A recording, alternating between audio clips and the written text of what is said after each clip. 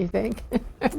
The other book I wanted to ask about was Nothing Sacred, Outspoken Voices in Contemporary Fiction by Heresy Press, which I am not familiar with. Yeah, I actually have an advanced reader copy with me. I recently purchased, it's now available for sale with a different cover, but Heresy Press is something that is so important. It was formed earlier this year as a response to the so-called soft censorship that's going on in the publishing industry, where there are certain topics that are considered too controversial to deal with, where certain authors are not supposed to be the ones that appropriately address certain topics because there is cultural appropriation, or it's not, you're not speaking on behalf of somebody that, you know, your character does not mirror your demographic characteristics, et cetera, et cetera. And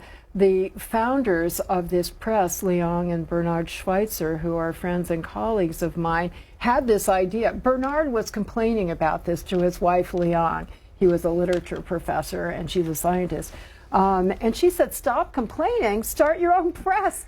And he actually did, and enlisted a lot of great authors. This book was blurbed by Joyce Carol Oates on the front and by Gino Diaz on the back. And the stories, it's a collection of 12 short stories that apparently would not be published by mainstream presses because of controversial subject matters and perspectives. And I've read several of the stories so far. I started with one by Lou Perez, a comedian who has had some trouble for politically incorrect comedy. And he has the audacity to write from the perspective of a gay man, which he is not.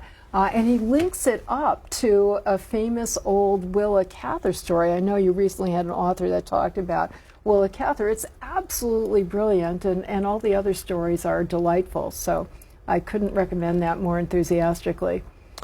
Nadine Strossen's most recent book, Free Speech, What Everyone Needs